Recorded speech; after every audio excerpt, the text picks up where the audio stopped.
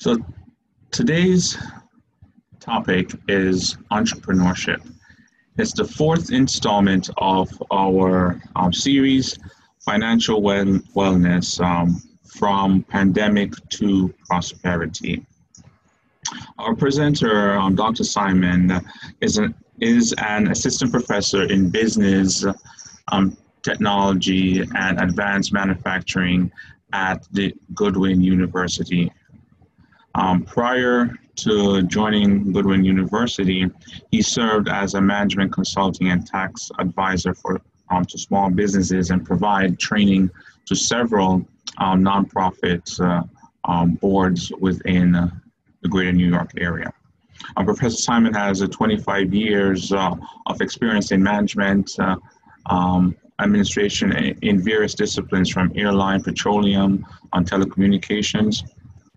And here he served to articulate and implement policies and strategies that positively impact our organization. Professor Simon has a PhD in business administration, MS in education, and a BS in management. He is a member of the Seventh-day Adventist Church, and he gave his heart to the Lord as a teenager and willing to serve his community. So recap. The first week we learned about Social Security and that by 2035 the benefits will reduce by 21%. So we need to start saving. Also, in the first week we learned about estate planning. It's never too early to have a will. The second week, we learned about the debt consolidation versus debt settlement, and it's recommended that we have debt settlement. Last week, we learned about budgeting and investing and how these two concepts are well matched and married together. We need to have an understanding of our cash flow to see how much monies we will have to invest. And this leads directly into now entrepreneurship. How can we manage this cash flow within a small business?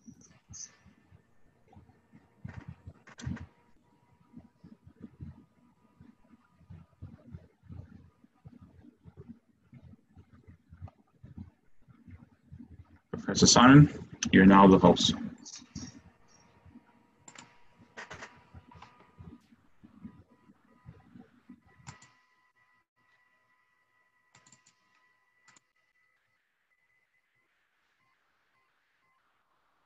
Good afternoon once again. It was a pleasure being with you guys for the last 4 weeks. I really did enjoy the entire series. I've learned a whole lot.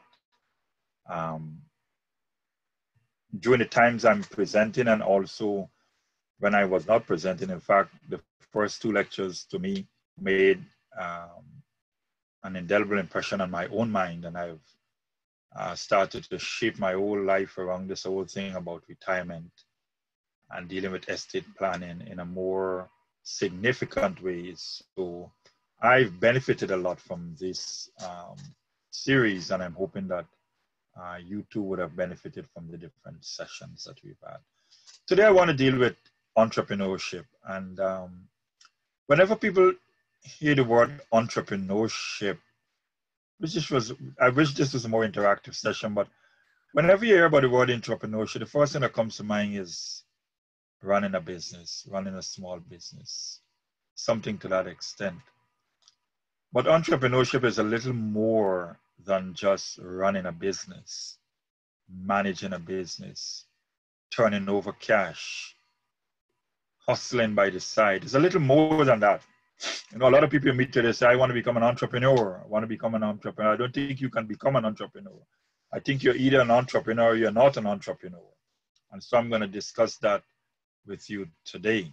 Let us get this whole thing out of the way, all the myths and everything surrounding who an entrepreneur is what the discussion is going to be focusing on today. And then I will go on to talk about small businesses and options and structure for financing and that kind of stuff. So when you hear, so before we get to that, I want to get some facts out of the way. And so I want to deal with some of the basic facts surrounding, and this is small business, because I'm gonna zero in back on this whole thing about entrepreneurship. And so if you are looking to start a new business today, right, you will need to understand that one of the major issues is financing. And so the statistics presented to you gives you a very clear overview of some of the opportunities and challenges as it pertains to financing a business. And for example, only 1 in 4 persons will ever take their own money to plow into a business. People would rather go borrow money or get somebody to back them. But as pertaining to taking your own money and just go start a business, it's not a very popular thing because most people don't go down that route. People don't really take. So those are some of the things you want to know from the beginning. And even people who have small businesses will tell you, most of the times we relied on a loan from an uncle or an aunt or some good friend, or I partnered with someone because they had the money but have the ideas. And you need to understand that. And then there are also some government-backed loans like SBA loans that are available to small public and private businesses. And so I just want you to get these basic facts out of the way, because the greatest challenge, in my opinion, and from my own experience, has been the challenge of financing. It's a major challenge to the growth and development of small businesses, even to the development of ideas that you may have. It takes money to do it. So once you want to get into small business, or you think you're an entrepreneur and you want to develop something, you will have to learn that money is at the center of it all. So who then is an entrepreneur? Basically every day, whether it's a church, a nonprofit, whether it's a government, once there's an organization, there are basic things that are taking place every day. There is planning, there is organizing, there is leading, and there is controlling. But is it fair to say these people are entrepreneurs? I'm not sure it's the right thing to say, because planning and organizing and leading and controlling are different skills. And in fact, from a management perspective, this is what we call a POLC framework. And this is what governs the management of businesses and projects and almost anything. The very organization that sponsor this wellness series, the church, they have to plan, organize, lead, and control. They do that every day. So is every organization on Wall Street. So is the government. So once an organization comes before you, that organization is faced with the challenges of planning, organizing, leading, and controlling on a daily basis. So where does the entrepreneur comes into all of this? An entrepreneur is an outlier. And I want to spend some time on this particular slide because I want to get a point over what an entrepreneur is. I remember years ago, one of my colleagues, who's also trained in management, and I were discussing this topic. And he said to me that an entrepreneur is anyone who fits into this model of a planning, organizing, leading, and control. I said, no. I said, that's half of the reasons why businesses don't grow, especially small businesses, because the entrepreneurial spirit is killed very early in the game. I said an entrepreneur is an outlier who has ideas, who is innovative. But when you bring that same person and put them into a very structured setting, they struggle because they have to bounce this idea around to people who want to plan and strategize over the next 3 to 5 years. That kills the idea. Then people have to organize around all of this and gather resources. How do we deal with this? That kills the idea. Then you go on and say, who's going to lead out in all of this? Who's going to take the lead in all of this? What measures are we going to put in place to control all of this? You know what? That kills the idea. And so the Oprah Winfrey's and the Jeff and Mackenzie Bezos and Travis Kalanick and Sam Walton from Walmart and Elon Musk from Tesla and this guy, the guys from Uber and Lyft. They are entrepreneurs came up with brilliant ideas, and then they use those ideas to develop products and services. And then they organize. For example, look at Amazon. Where did they start? Does any one of you know the genesis of Amazon? My recollection is correct. They started working out of a garage. They had an idea that, you know what? We can get items, products to people without them having to go to the store. We could just take that thing, ship it, and they started with books. We could get books to folks and they don't have to go to the bookstore. Today, look what Amazon is. But I'm sure that idea could have been killed if you took it and put it into a very, very formal framework of planning, organizing, leading, and controlling. And why I'm going down this road to, the guy who I discussed this with years ago, it changed his entire idea of what business is all about. And he's now doing his own thing. Entrepreneurship is very different from day-to-day planning, organizing, leading, and controlling.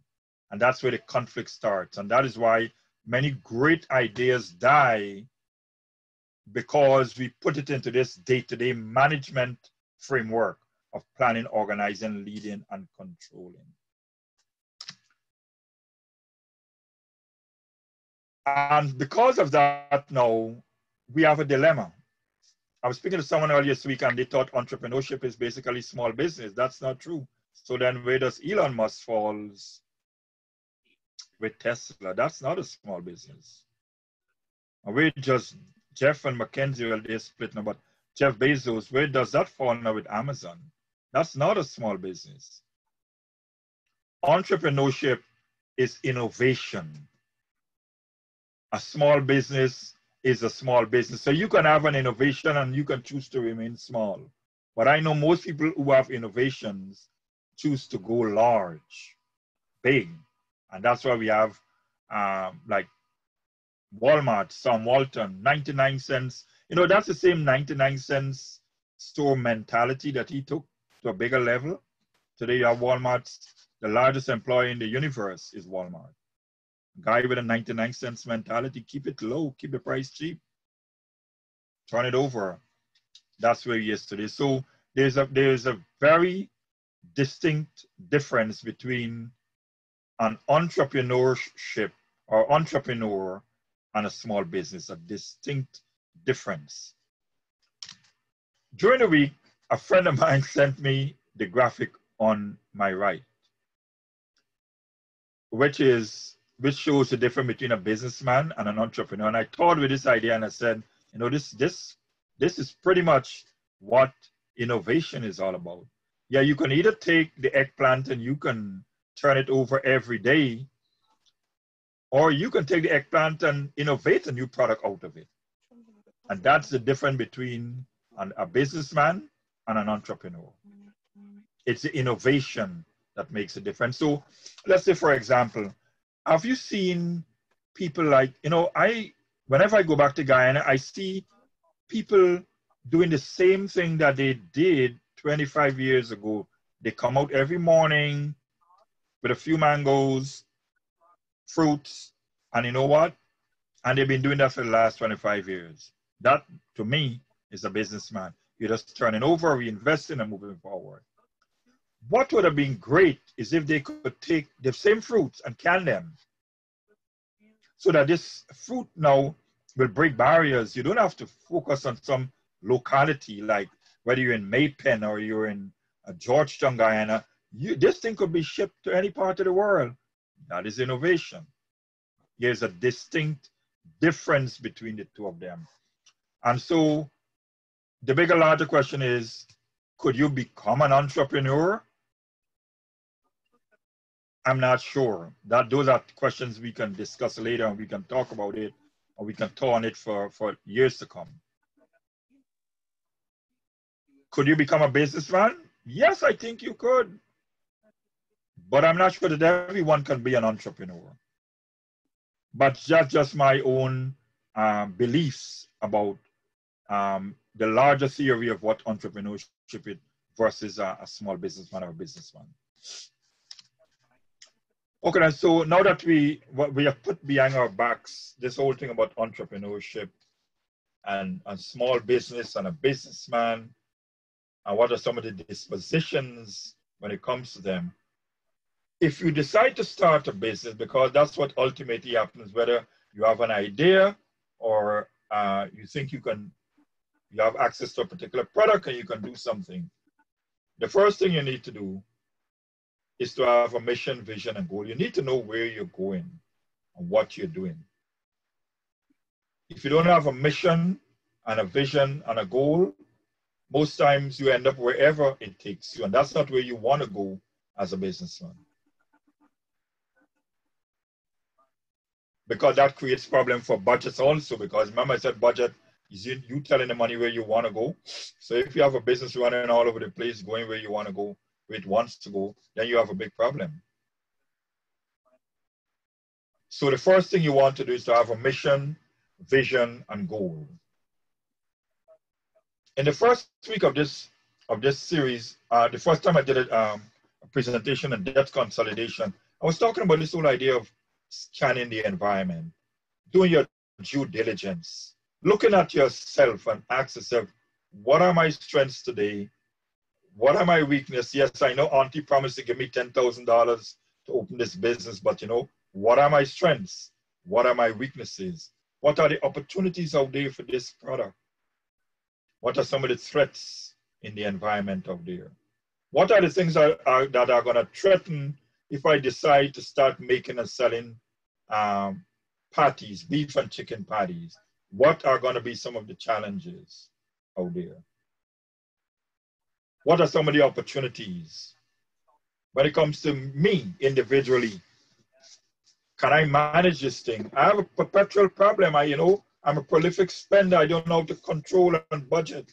That's one of your weaknesses. So you got to always, because you might be making money, but you might be taking the money and doing other things because you have a chronic problem of managing finances. And that is why a lot of small businesses go out of business, because people can't manage the monies that come before them. Or monies are coming in from my little restaurant. You know what I do? I stop paying my taxes to the federal government. I think I can hold off on it because I want to take the money to invest in a new Mercedes-Benz or something like that. People get confused once money starts to come in. So this is what is good as a small businessman or when you start up a business. Do your due diligence on your strengths, weaknesses, opportunities, and threats. Be honest with yourself, especially if somebody's going to be lending you money to get into a business. Be honest with yourself. Not everyone can get into business because they're not disciplined enough to do it. I'm not discouraging people from getting into business, but I'm telling you, some people are not ready for business.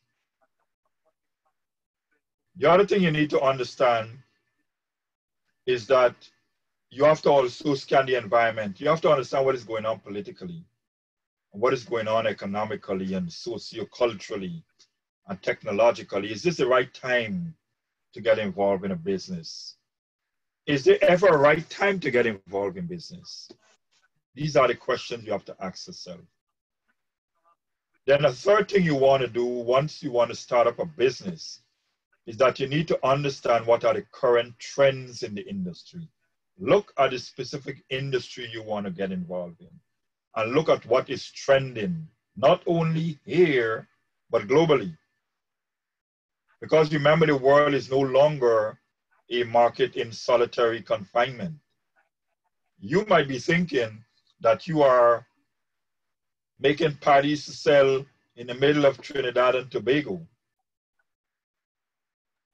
and that nothing else will affect it. Oh yes, other things will affect it because there are global threats to every business, regardless of how small it is. So recently, I was looking at some current trends when it comes to the futures market. And then I realized that, you know what? There is a problem right now with corn. There's going to be an issue with corn shortly because of several things. And so any byproduct of corn, that market is going to be threatened, period, over time, over the next few months. And that is why, regardless of what you're doing, you have to look at trends in the industry, look at what is going on. And whether we doubt it or not, the fourth point is a salient point, because social media is what drives business or businesses today. And businesses who refuse to be part of social media suddenly find that they struggle. Because I have friends who sell, you know, I'm from Guyana, and they have friends who, it's a customary thing on a weekend, people make their white puddings and all these little niceries and they sell them. I have a bunch of friends who advertise these things on Facebook like every week. They use all the different social media plans to get the message out there. And then they go past all of that now. And nobody come and pay with cash. You know, you just send me the money by Cash App or Zelle, or we go, or I can't remember all the names of all of them, Cash App, Zelle, Google Pay, whatever the, so people are more into this technology-driven era. And because you're into this technology-driven era with social media as an integral and dominant part of it, you cannot have a business today and social media is not an integral part of it. You know, 10 years ago, I would never be having this conversation with you, but today, social media is an integral part of any business plan. And so I tell you what, a lot of people today said, you know what, I want to start a business. Let me go get a business plan. You know what, those business plans are all right. But I think today, I don't know, I differ with anyone, I can debate it globally, that people need to run away from this business plan mentality and project these 4 things here to any lender. A lender, if I were to lend you money, you got to convince me on these 4 topics. You got to convince me beyond a shadow of a doubt, because a good lawyer will say that these things are in place and they make sense. Then you can put this into some document and call it whatever you want to call it. Well, don't let this ever be overlooked. Yes, I know they're going to want you to do financial projections, but you know what? Financial projections are financial projections. Yes, go to our pro forma invoices, pro forma balance sheets and income statements and cash flow statements in place to show what's going to happen over the next 5 to 7 years or 3 to 5 years. But you know what? Experience has taught me that's a bunch of gimmicks. Those things never work in reality. So you want to make sure that you get these things tied down to the best of your ability so that you can move forward. One of the greatest challenges to businesses today is the structure of your organization. If you're not structured correctly, you're going to find yourself in a whole lot of problems down the line. I always remember when I came to this country in 2000, I came here the 29th of December 1999. And by the time I got up to 2001, I was making a lot of money because of the job I was doing. I was making a significant amount of money. I decided I want to invest in a business. So there was a friend of mine who was talking about his struggling restaurant, but I think he didn't want to be in the restaurant business anymore. And I said, you know what, I'll buy it from you. And I bought it from him, invested my money into it, I bought it from him. I bought it from him without doing any due diligence. You see all this SWOT and the pests and all. Everything I'm telling you about it today is because I went through it. That's why I'm telling you about it. I'm not like making it up. This is not Professor Simon talking theory from textbook. This is Professor Simon who went through all of this before he knew the theory. And the business failed. And the business failed for several reasons. There was no due diligence. I had no mission or vision or goal in mind. I just had the money and I said, let me invest it in the business. It went right through the cracks, disappeared, and left me in debt for a number of years. So when I talk about debt management, I fully understand it because I had to find a way out of it eventually. The structure of the organization matters. What I didn't know then is that it is not a good idea to have a sole proprietorship. Yes, 90% of the businesses in the United States, and I think worldwide, fall into the small business category. A lot of them are little mom and pop shops. An individual guy out there with his hot dog stand, or a woman selling a beef patty at the corner. She be doing that to school kids for the last 20 years. Bunch of people. But what people fail to do is to organize themselves for business. And so what I didn't do, I just went downtown Brooklyn, got a business name for, I think it was $125 or something like that. And I got into business. I got credit card machines. I got this, I got that. I signed contracts with people without knowing what was the difference between a sole proprietor, a partnership, a S corporation, and what are some of the benefits of all of these. So I went down the road of a sole proprietor. When the business went through the cracks, my social security number was attached to every single thing. So that's why people were coming after me. So that's one of the lessons I learned. There are benefits to being a sole proprietor, right? You're in control of everything. You don't have to get up in the morning, ask somebody to say, you know, what should we reinvest the money into today? You make those decisions yourself. You count your dollars at the end of the day. You don't need to ask somebody. You go to the bank, right? You call up suppliers and all the thing. You're a one-man show. Perfect. But there are limitations. The day things don't work right and you owe people money, they can come after your personal property to get back what you owe them. Then that leads you to partnership. What if you were in a partnership? You know what? It's pretty much the same. In fact, partnership is a little more deadly because when one partner leaves, the partnership dies. It's no longer a partnership. What we have today is a bunch of new innovative structures that benefit you both financially, tax-wise, and in so many ways. So one of them is the S corporation.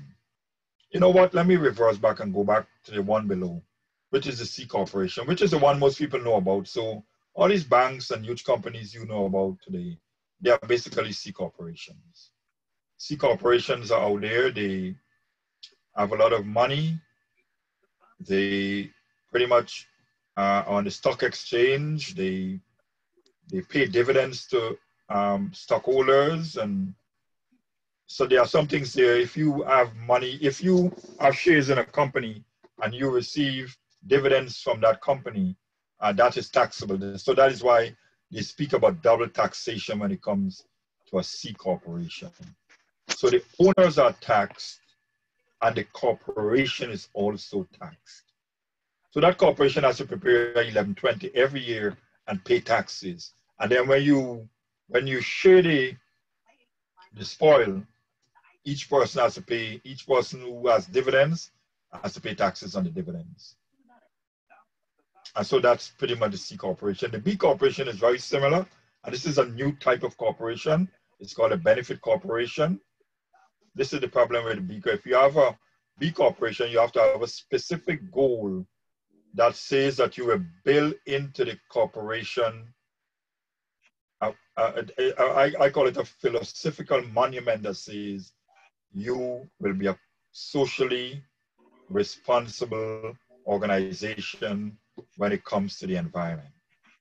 And that you're going to do things centered around being environmentally friendly. The day you're not fulfilling those goals anymore, they're going to remove the B corporation status because they have benefits that goes with it, tax benefits. But it is similar to the C corporation. The one that is different is the S corporation. Because the S corporation doesn't pay tax to the federal government. Whichever state you're in, that S corporation will pay franchise tax to that state.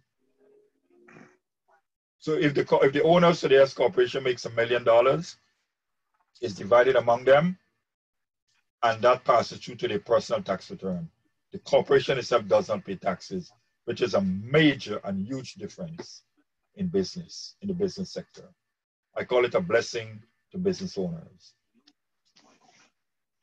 Then you have the limited liability company, which is a very popular today. Most people say, you know, I want to form an LLC. I think they're running behind LLC because it sounds nice. But an LLC is an organization, not really a business organization. LLC is an organization, and they are not owners in the LLC, they are members. But this is where the LLC becomes a brilliant idea. The LLC gives you the opportunity to choose a variety of tax structures when it comes to reporting to the IRS. For example, that same sole proprietor at the top who has no protection can choose to be a limited liability, and now he or she has protection. You can no longer come after them because they are now hiding what we call behind a corporate veil. They are protected. Or you can choose the same partnership, but this time you are protected. You can be an S corporation, you can be anything behind the limited liability company. You can choose your tax structure under that particular organization. And it's kind of similar when it comes to the limited liability partnership. So these are basically, so structure is important for organization and for tax benefits.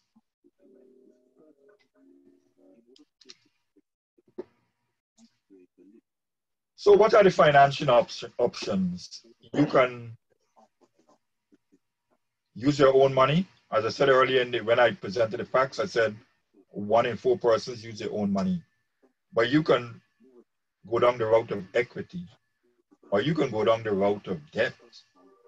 These are the options that are available to persons who want to raise monies for their business. So let's talk about equity. When we talk about equity here, or equity financing, we talk about the process of raising capital through the sale of stocks. Small business owners don't get involved in this. This is pretty much those like S corporations and B corporations and C corporations. These guys have the ability to sell stocks or sell shares, and they don't have to be on the stock exchange because you can have privately owned corporations. The ones on the stock exchange are publicly owned corporations. But you can have privately owned corporations. I can have a corporation and I can enlist a bunch of folks who are interested in investing in my organization by way of shares in the business. When you have shares in the business, you have ownership in the business. So let's assume I start a business today. And I said, I'm going to keep 51% of the shares of this business because I want to remain the owner. Then I can give the 49% out to other people to raise capital. That's equity, because you have to return to them a dividend based on the amount of money that they invest into the business. So what business owners do, they sell ownership stake. As I said before, I can sell 49% of the corporation in return for cash to inject into the business. Why do you want monies? And I'm going to teach you a few tricks about businesses today. One of the first things I want to teach you is that the difference between an entrepreneur and a small businessman is pretty clear. The word entrepreneur means risk. So if you're not in the business of taking risk, then you should not be in business.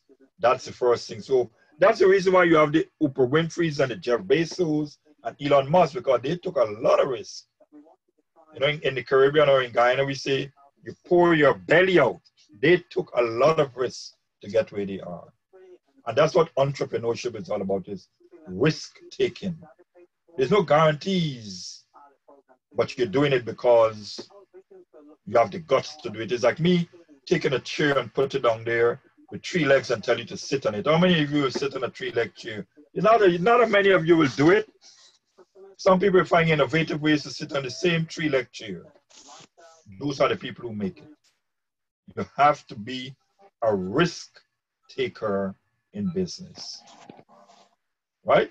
So companies raise money because they have short-term needs. They need to pay bills. They need to do whatever it is. They probably may um, raise money because they have some long-term capital um, project in mind. Like, you know what? We want to build a second branch. We want to build a branch out in um, Danbury, Connecticut, so that we can take the same good or service out there. They may have long-term plans. So they go after equity. And so sources of equity, as I said before, is your own money. And only 1 in 4 persons will do that. What they will do is liquidate their assets. So they may sell a house, they may have many properties, and they may say, you know what, I'm going to sell a property out in the Bronx so that I can take that money and invest in my business. Or you can get money from your friends and family, which is where most small businesses get their source of funding from. I always call it source of funding and application of funding. So most small businesses get a source of funding from either taking your own money, which you saved, you work hard for, you liquidate an asset, get it? You go after your friends and family. Or you can go after an investor who likes the idea, knows you don't have the money, and they don't have the time to run behind that. But you know what? I can give you $50,000 that you can get it going. And then you have the initial public offering. That's when you go on the stock market and you make that initial offering out there. And you start to buy and sell stocks to raise capital. Then the other source I said was debt. And so let me recap what debt is. We said it in so many ways before. I said it's an amount of money that is due and payable from one person to another. So it is something that you owe. It's never your money. Credit card is never your money. Okay? You take a loan from the bank, it's never your money, whether it's a short-term or long-term. A mortgage is never you don't own that building because the money that finances it is not your money. Somebody else's money. It's due and payable. That's why you got to pay mortgage. You got to pay your car finance and same thing. So an amount owed to a person or organization, so that is pretty much an amount owed to a person or organization for funds borrowed. So you can borrow money from the bank. You can go to the government and get one of those small business association loans, funds from there, if you qualify. But this is what I like about the word debt. I always say that debt is a bet. You see the word bet? Bet is risk. Debt is a bet on your future ability to pay back the loan. So when you're borrowing money, there's no guarantee that you can pay it back. When you buy a house, there's no guarantee you pay off that for that property. When you go finance a car, there's no guarantee that you will pay off for that car and that it will not be repossessed. In other words, the point I'm making is that we take risk anyhow. And what some people need to do is to go beyond that secured risk, I call it, and go and venture out to become business owners and own businesses. You have an innovative idea, go after it, build on it.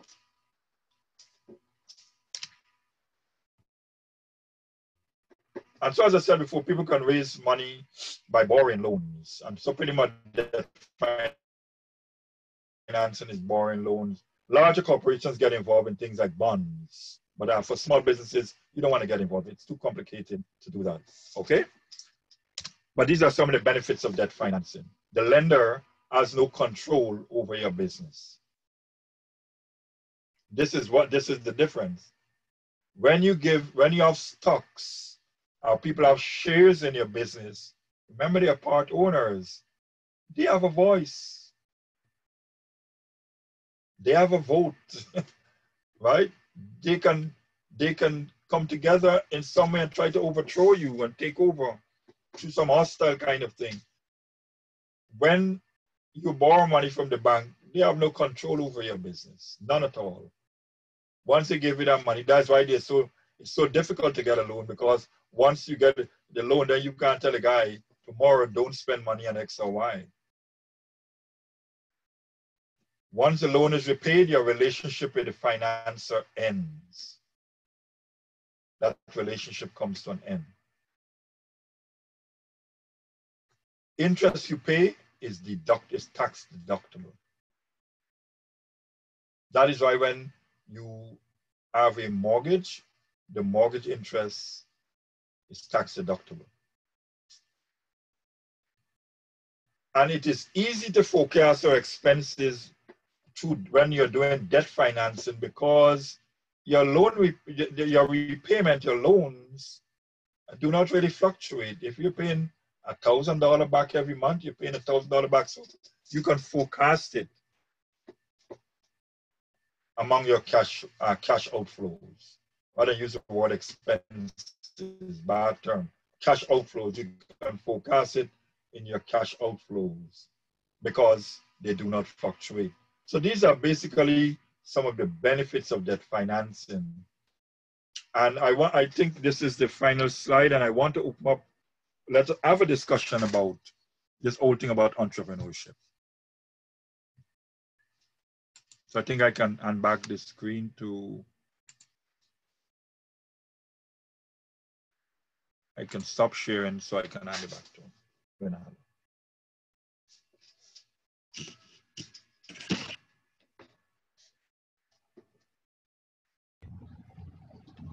Thank you, Professor Simon. We're now open to any questions.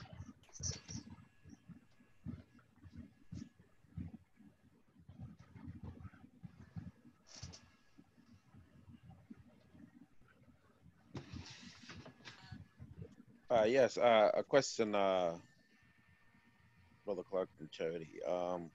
So you said, yeah, so the difference between an entrepreneur and a businessman is, you said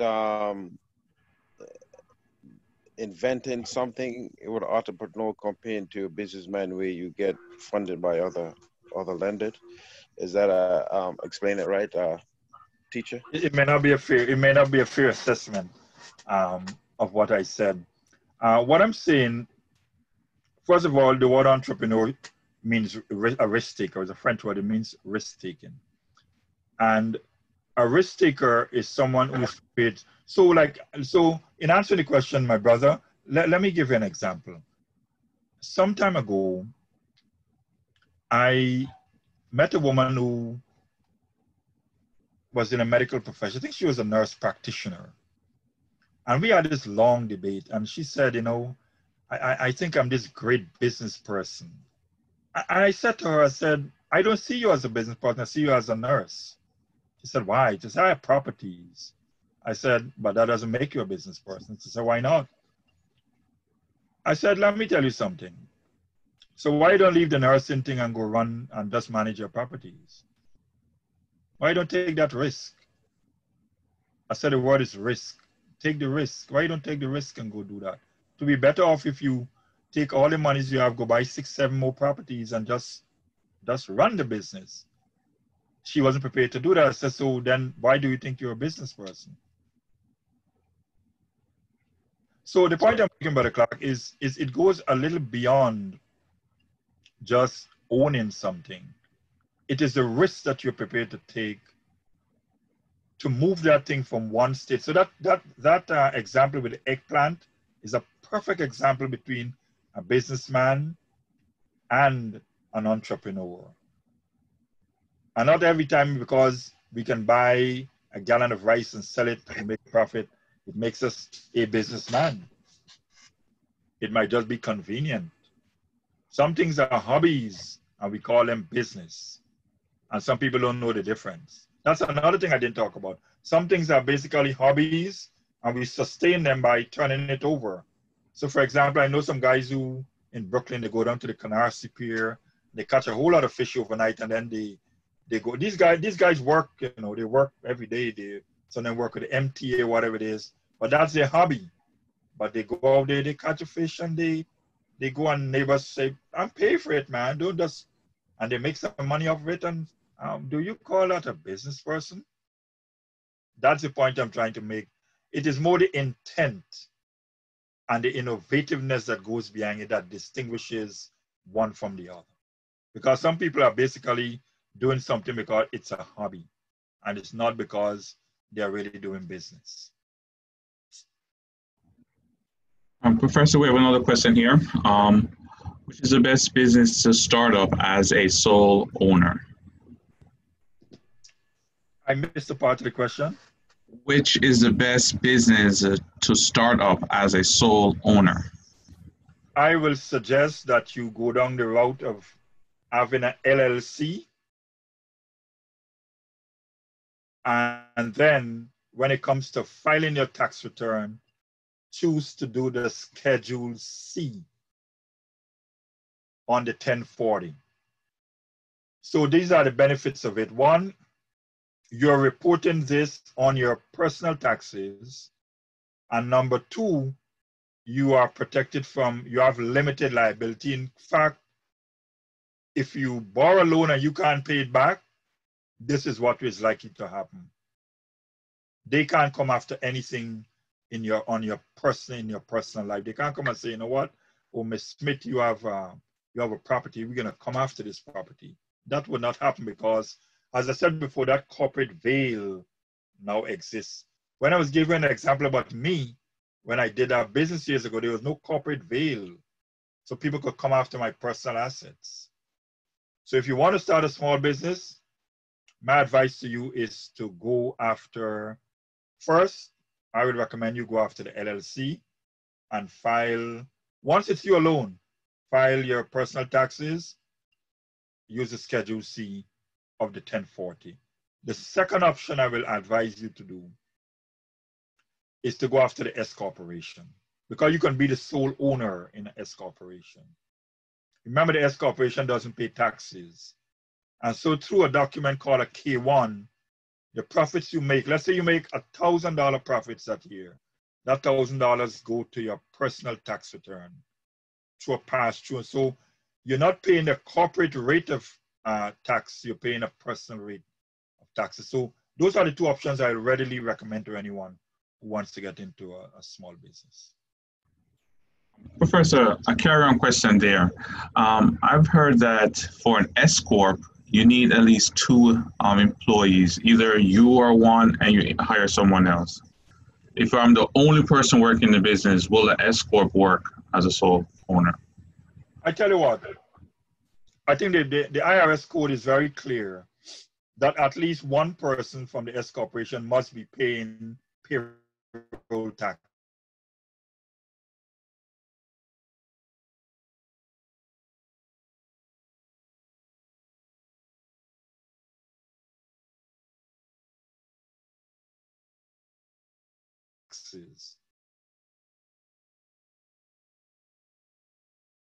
So the owner can be that person, must pay the taxes coming from that business. Can you please repeat that? We had technical difficulties. Oh, so okay then. So I'm saying that when you're talking about the S corporation, you need to understand that one of the requirements of the tax code is that the owner or owners, or one or more of them, must be paying payroll taxes.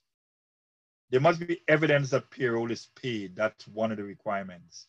So I can be the sole owner, but I must be paying Medicare and Social Security taxes to meet that requirement as an S corporation owner. Thank you. We have another question here. Are entrepreneurs born or are they made? Excellent question. The people who I've met who I think are entrepreneurs, I just think that they have an innovative gift. They just have an ability to do things that no college or university can train them to do. No amount of training through the best schools can make them, whether we send them to Harvard or Yale, it doesn't make you an entrepreneur. It's just an innovative gift. Some people just have that knack to do things and make it. And so I wouldn't say concretely that they are born, but what I know for sure is that most of the people who are great innovators, you can't pass them through no particular process to produce them. So they must come from somewhere. And that's why in my initial stages of the presentation, I said, these are outliers. And I specifically said that because no system produces them. They just come from out of the blues with these ideas and evolve them and become somebody.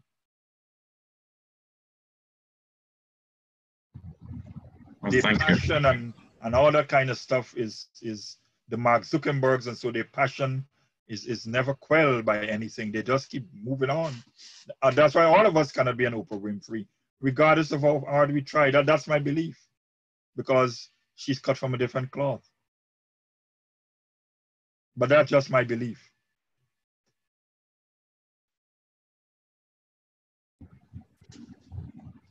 We have another question here. Can I have a nonprofit organization as a business entity? Great question. I tell you what, there are a lot of people out there who would rather be involved in a nonprofit organization. A nonprofit organization is really a business organization that chooses to be exempt from paying taxes to the federal and state governments in the jurisdiction in which they operate. They prepare accounting just like for-profit organizations. I mean, some line items have different meanings. Some terminology are used differently, like they would say surplus.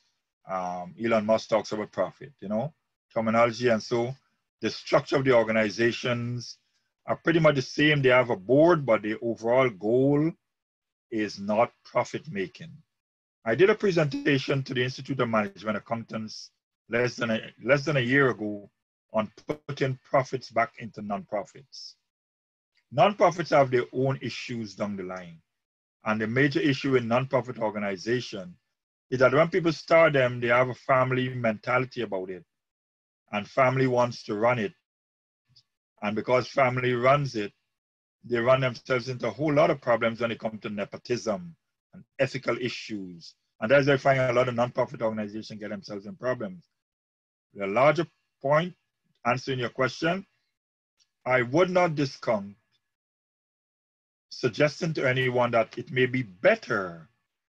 Some people start a daycare and they say they want to make profits, and so it might be better if you start a nonprofit organization and pursue goals to educate and empower young people and get a lot of grants and funding from a lot of agencies that are out there supporting these larger goals. Some people, I have friends who work as CEOs in nonprofit organizations that make $250,000 a year. Basic. They make a lot of money. So you could make a lot of money in nonprofits, but it's the way it is managed, and there's a lot of gray areas and complexities, and so that's why if you're going to get involved in a nonprofit organization, you need to seek the best advice of lawyers and other experts to guide you through it. I don't discount it. It's a very lucrative route to take. Okay. We have another question here.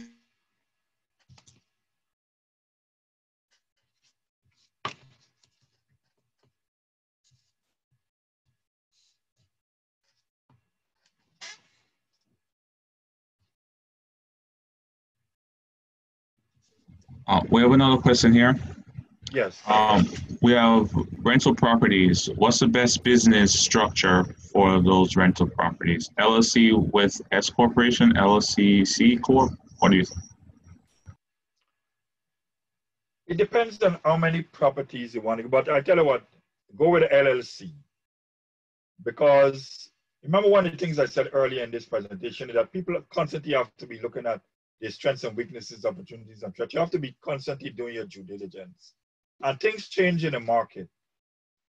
And so you want at all times to me, be a LLC. It's a better option to be. And then you can choose your structure based on what is going on in the market. What if one of the persons who stands with you as an owner decide they don't want to be a part of it anymore? Then it might be better for you to report whatever you have on your personal tax return rather than go through the headache of preparing an S corporation and then after have the pass-through come to your personal tax return, might be less complicated. But it boils down to the tax implications of it and the structure and organization. But the LLC is the best option to take overall, and then you can choose whatever sub-option you want to take within it.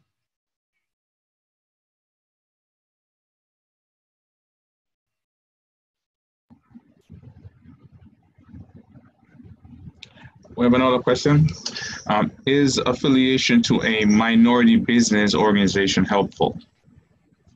Great question. I tell you what, a lot of small business owners, especially when you're a minority, it might be useful to join one of these minority business organizations because one, networking. It provides tremendous networking opportunities to you. Two, it helps you to be better organized, have things like your business plan, all this due diligence I'm talking about. Those organizations help you to get through those things very easily, position you, they point you to funding, sometimes assist you to get funding if possible. So it's always good once you have a small business and you're a minority, you will want to be affiliated to one of those organizations. I'm not an expert on it, but I think you can do the minority business certification also, and you can have that certification that helps you to gain access to a lot of resources, including financial and other resources.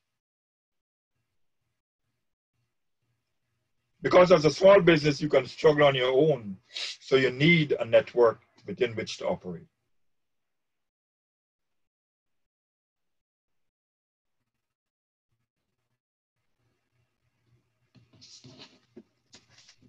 We have another question. Can you buy a house or car through your LLC? Yes. In fact, I have an LLC. And I have a lot of things that are done through the LLC. You can buy a property under the LLC. You can register your vehicle under the LLC. You can do most anything you want to do under your LLC. Only that a lot of people don't know that. Right? So you could do anything. You could go to the bank and you could go to the car dealership and say, I want this to be under my LLC. I want the vehicle to be owned by the LLC and thing. I know there might be some complications with insurance and so. Not very complicated, some challenges, restrictions, whatever it is. That comes with the territory. But overall, nothing stops you from owning things in the name of the LLC. In fact, I never mentioned it before because I knew I was coming to this lecture today. But it might be a smart thing to purchase your properties in the name of your LLC. And I rest my case there. I spent a lot of years in Brooklyn, and I'm going to speak, as we say, with water in my mouth. And I walked around the community and I see all these properties that are owned by LLCs. And I sometimes wonder why we as a people don't do it also. We are more eager to have things in our names, but when you have things in your names, it doesn't provide limited liability to you, protection. So when you lose your job, you and the house go down or the car go down. But if it is under the LLC, there is some protection there. Even if it goes, it doesn't affect your credit. And that's the benefit of it.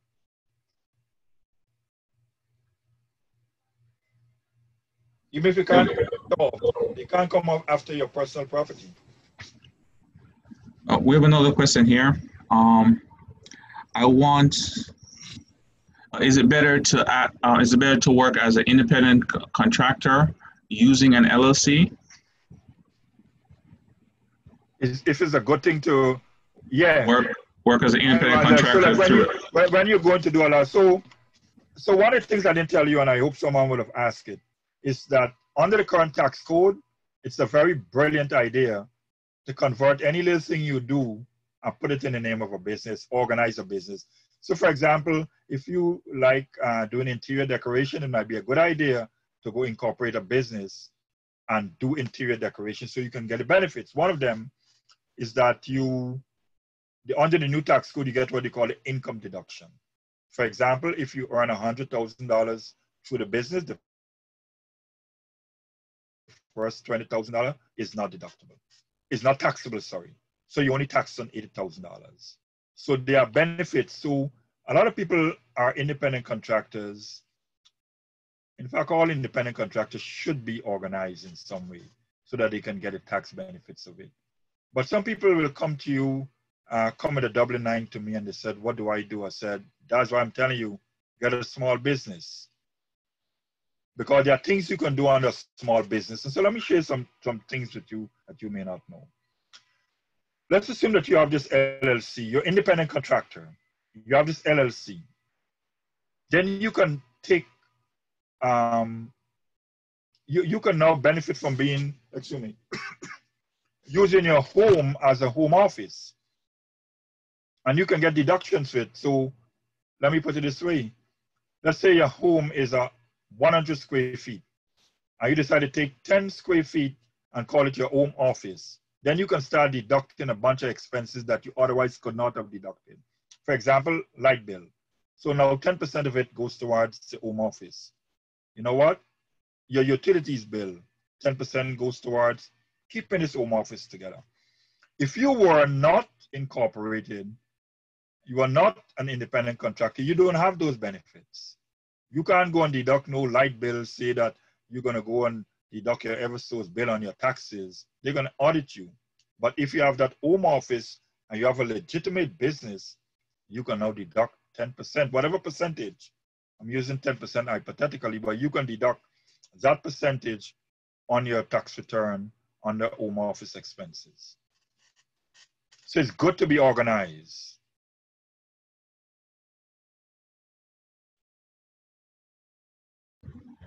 We have another question here. Where do you go to get the LLC, and is there a cost? Different states, well, you can incorporate it almost in all the states. You can go, you can choose to incorporate it in Connecticut, you can choose to incorporate in the state in which you live, but that's not always the best thing to do. Some businesses have state requirements and regulations that they must follow. So it might be better to incorporate that particular type of business in the state in which you are operating. Other businesses are not guided by all these kinds of regulations. So let's say I want to be a training consultant. I don't need no kind of regulations all over the place to be a training consultant doing what I'm doing here. I'm doing it by webinar. It's affecting people all over the world, Jamaica, Guyana, whatever it is. Then you know what? I can probably go to Delaware and register my corporation, or Arizona. Those states are business friendly. And to organize a business is like inexpensive. And when it comes to tax issues, minimal, if any at all. And so you may want to explore, once you want to start a small business, you may want to explore the options of incorporating in one of those two states, because they still follow what you call the old mercantile law that was way back in the early days when people migrated here. And so those laws are still pretty much on the books, and they are very friendly and easy to start a business onto today.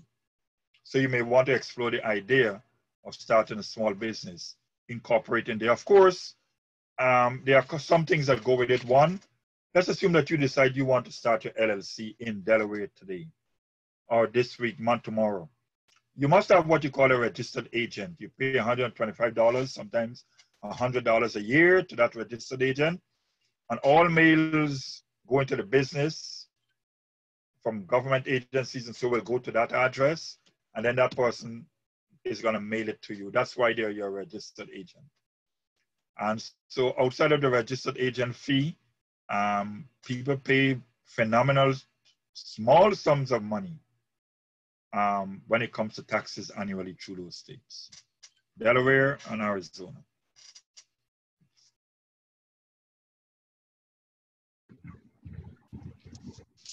Thank you. We have another question here. How can I build? How does an LLC build a credit history? Oh, great question. Excellent. I tell you what, just like remember I started out by saying that whenever you incorporate and there is limited liability in place, there's what you call a corporate veil that separates the owner from the business. In other words, the business takes on the characteristics of an individual. So that is why the business will have its own tax ID number. Hence, the business can build its own credit. And how you build the credit is that you have to have what you call a D and B. D as in dog, B as in boy. A D and B number. It's really Dun and Bradstreet. So you have to go to their website and you have to register with Dun and Bradstreet. And so let's assume that you reach out to anyone to do business and they want to run a check on you. They can run a check on you through Dun and Bradstreet to see what your credibility is, that kind of stuff. So yes, you do have the option as an organization to build your own credit and that kind of stuff. And it is done by acquiring your Dun and Bradstreet number or your D&B number. And you need to go to their website and make that and do the application.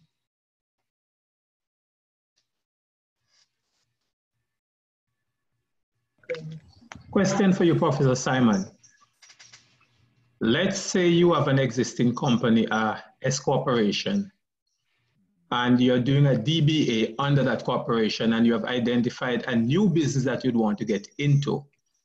Is it a better idea to do a second DBA or to do a second corporation, or to do a second DBA under the existing S corporation, hence having two DBAs under the existing S corporation? S corporations are standalones, so you will have to do a second one. So let me show you. So the answer is, if it's an S corporation, you will have to incorporate another business. Or if you, so let's say you have an S corporation and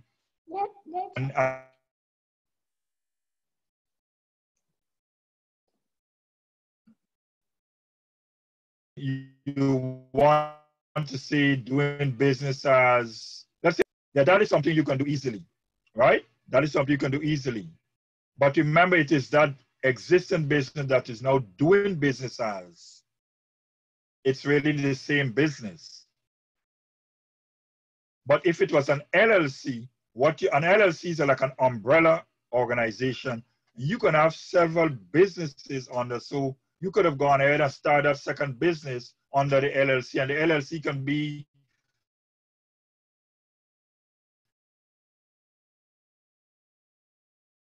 the holding company for 500 businesses. In the market, they can pretty much be able to do it. I'm not sure if I answered the question.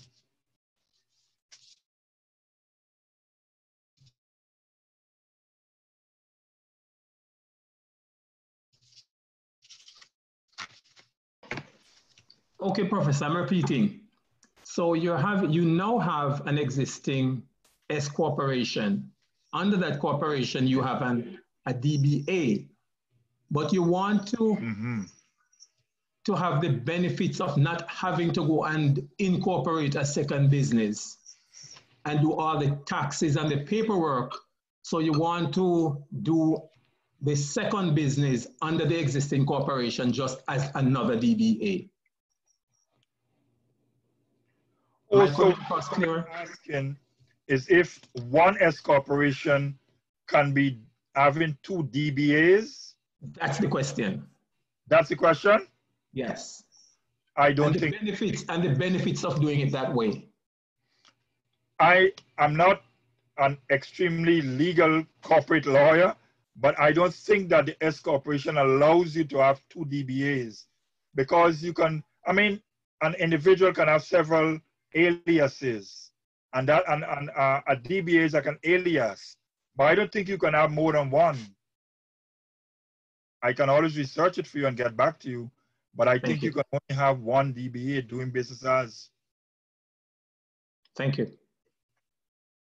If you want to do what you're saying there, it makes no sense to have a LLC, and then you can have multiple organizations under it.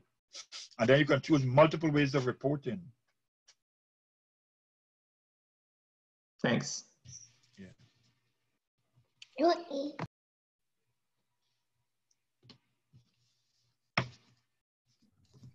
So piggybacking on that question, if the LLC is the holding company, each off branch, does it need its own EIN number? So if I have one Yes. business, okay. Exactly. And that's what I think the brother I was trying to allude to. Each one of those businesses on the LLC will now have their own tax ID number, can choose their own reporting structure and that kind of stuff.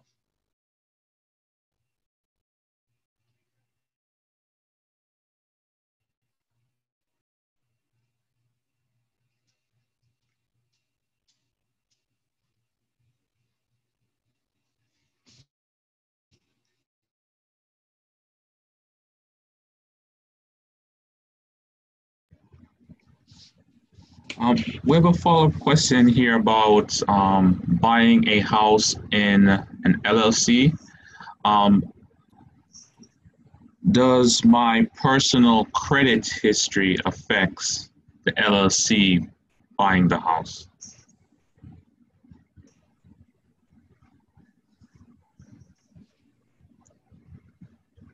So I just heard buying a house and LLC. That's all I heard. Okay. Does my personal credit history affects the LLC buying a house?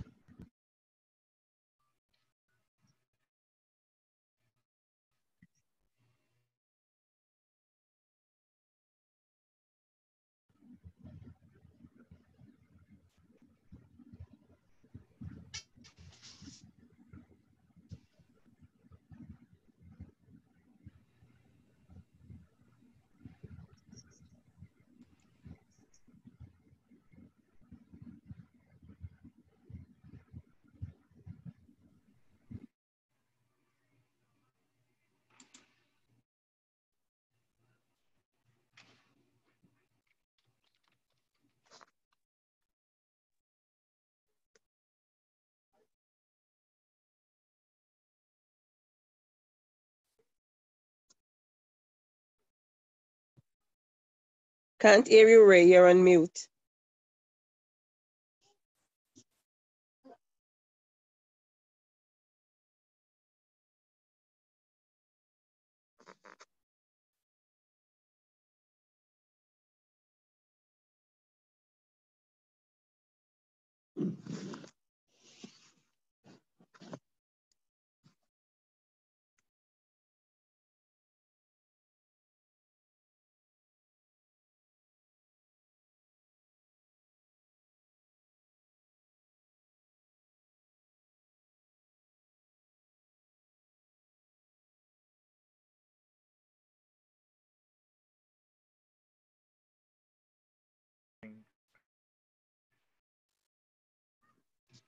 Am I back on, Ray? Yeah. Yes, you are. I am, right? Yes. Okay. Yes. All right. So let me repeat the question. The question is, do I need good credit to buy a house with my LLC? That's a very great question. At the end of the day, the owners pretty much, the lenders will pretty much link you, who is so they have to deal with a person, a representative from the LLC, and that person, they will want to know the credibility of that person.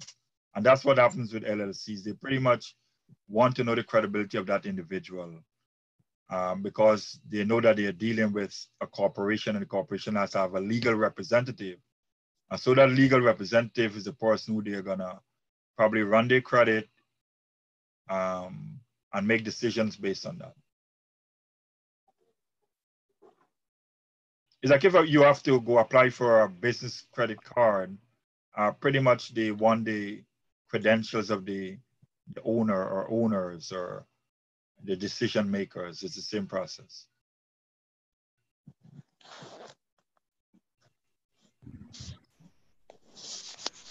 Question. What are the tax benefits to a small business owner? As I said before, I think I mentioned it earlier that under the new tax code, and this new tax code runs until 2026. Under the new tax code, there is something called income deduction. And I said earlier, if you make $100,000, you're taxed on $80,000, and that is new. That never happened before. So, in other words, it encourages you to be involved in small business. In fact, let me make a statement. Overall, under the new tax code, small businesses are doing better, not because of the economy, but they themselves are taking advantage of a lot of the tax benefits that comes along with being a small business, and that income deduction is one of them. So now they have the income deduction, and then they have their expenses. So they're eating from both sides of the pie. Professor Simon, Yeah. there are some limitations to getting that income deduction, correct? Certain small businesses cannot claim that 20% deduction.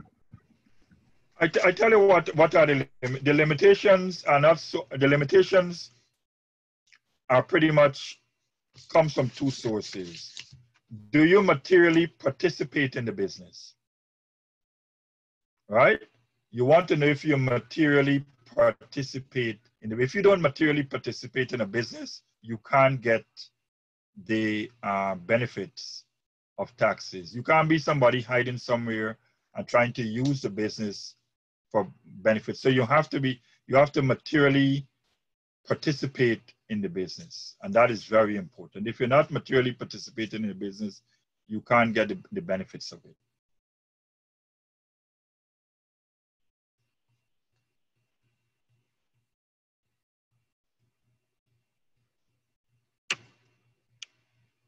So that is why your structure is important.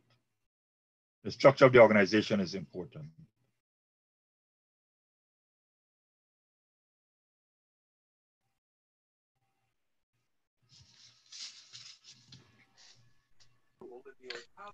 Yeah, a question to the professor. When you are doing a transaction, who would you recommend? Because you know they had a lot of different services out there. Who would you recommend to do the transaction?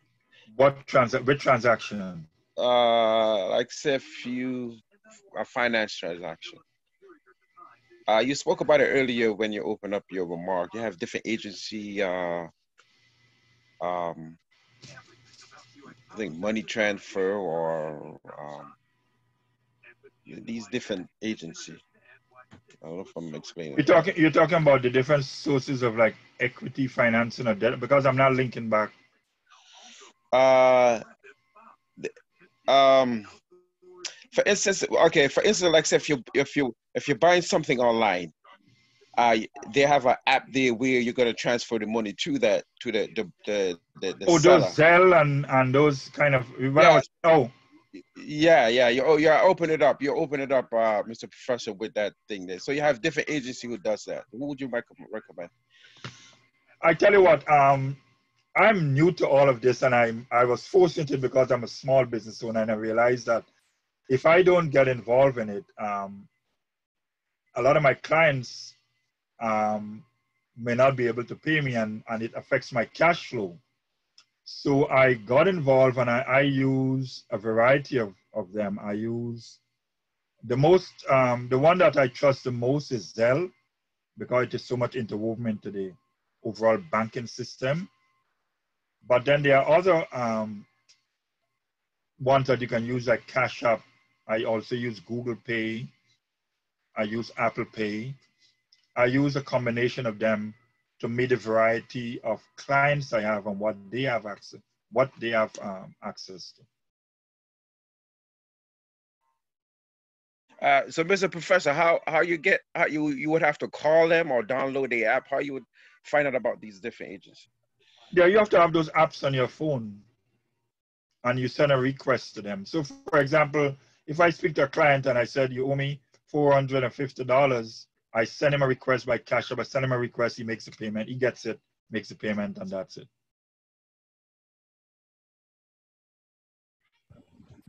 Thank you. We have another question here. Let's say the church, which has a 501c3 C3. tax declaration. If we're going to start a business, do you recommend it started as for a nonprofit, for-profit? And if it's a for-profit, will that affect our 501c3? I tell you what, it does not. It does not. But you have to stick very closely to the mission and vision of the organization. I know several nonprofit organizations today that have for-profit businesses that they use to make monies, to help with the. So you have to have that very, like I know a for-profit organization right now, a non-profit organization, sorry, that has a real estate arm, a real estate that is linked to it. But that real estate is a for-profit and that makes money to help with the overall goals of the organization. Of course, there are lots of limitations and you have to have a good attorney when you're dealing with these issues. But of course, yeah, you're allowed other income, but there are limitations to those other income. And I'm not too familiar with what all those limitations are. But yeah, you're allowed to have other income coming in from other sources. Okay, thank you.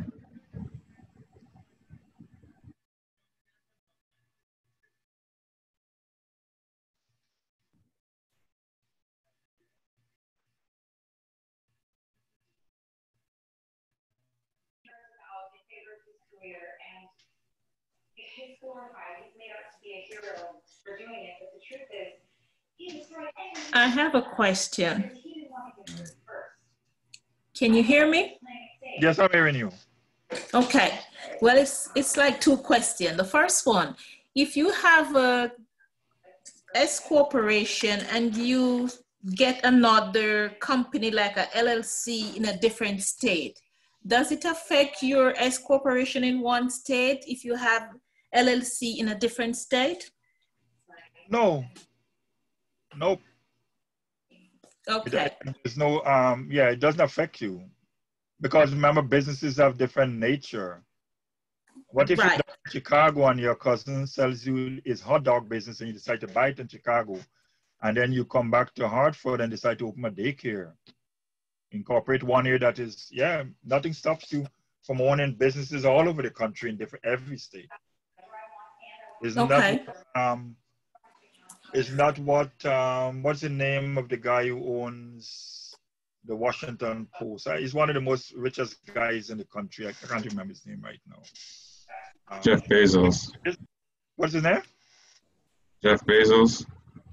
It's not Bezos. It's the older guy. I think it begins with a B also. But he owns like a business in every state. That's what he said. Okay. The next question, what do you think about, say you have several property and you want to hide your property. Is it best to get it under an estate instead of have it into your name so others will not definitely see what you have out there? Or how does this work? How does it benefit you? I can answer the question. I recently, in 2018 December, I had this huge task of helping a guy who owns 308 properties in the United States. And what I did for him is that we put each one of those properties under a different LLC. That's what I know I did personally for him. So none of them is attached to his name. They are each an entity on its own. So you think that's the best way to go if you say you have several properties and you don't want people to come after you because they're seeing these properties out there, it's the best way to go? Of course, that's what I advise him to do, and that's what I did for him. I think it's the best way to go.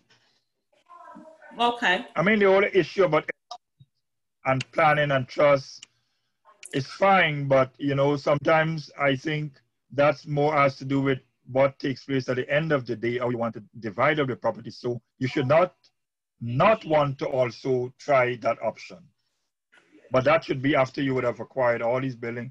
Yeah, you probably want to like eventually have them under some kind of estate. Okay. That's a simple way to hide your property and that kind of stuff. One other question. Say you have property in different states. Could you bring them under the one trust, or do you have to have several in different states? I tell you what, I cannot fully answer the question because I'm not sure how every state deals with trust, because you mentioned all different states. Mm-hmm. That would have to be, an attorney will have to give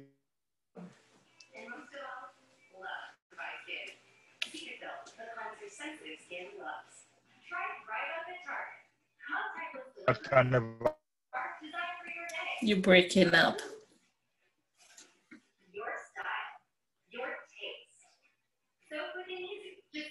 Advise.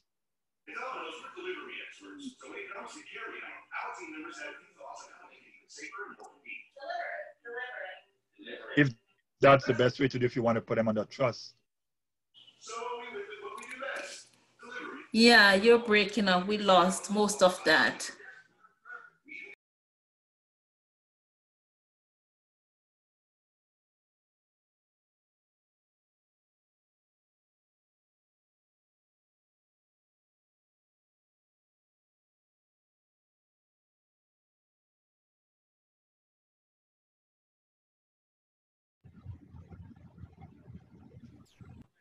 So I'm not.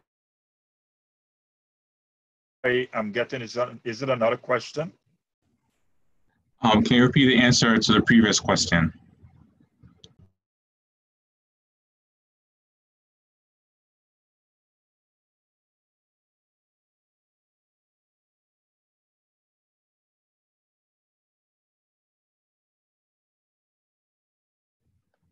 Professor Simon, can you please repeat the answer to the previous question?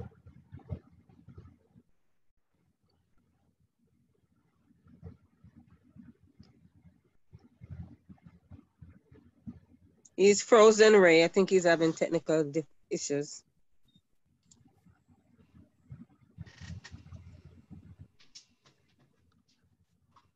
So can you please repeat the answer to the previous question?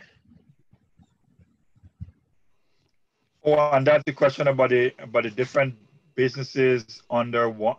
If you have, I think the question was, if you have properties throughout in different states, if you can bring them under one trust.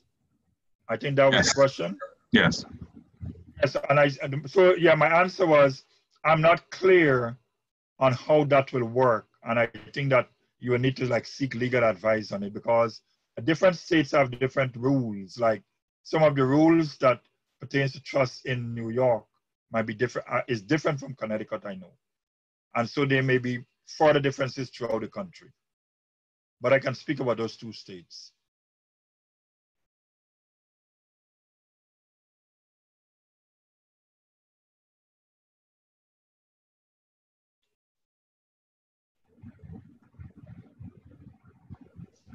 Well, I would like to thank Professor Simon for taking the time to discuss the topic of entrepreneurship. I know I've learned a lot, and I know everyone has learned a lot. So we've concluded our series on financial wellness, but if you have a topic you want to discuss, shoot us an email or post it in the chat, and we will formulate additional series to answer your questions. So the videos recording will be available on our YouTube channel, which is CSDA East Hartford, That's CSDA East Hartford. You'll be able to search for all the videos for this series. And I want to thank you and have a God bless day. Thank you very much.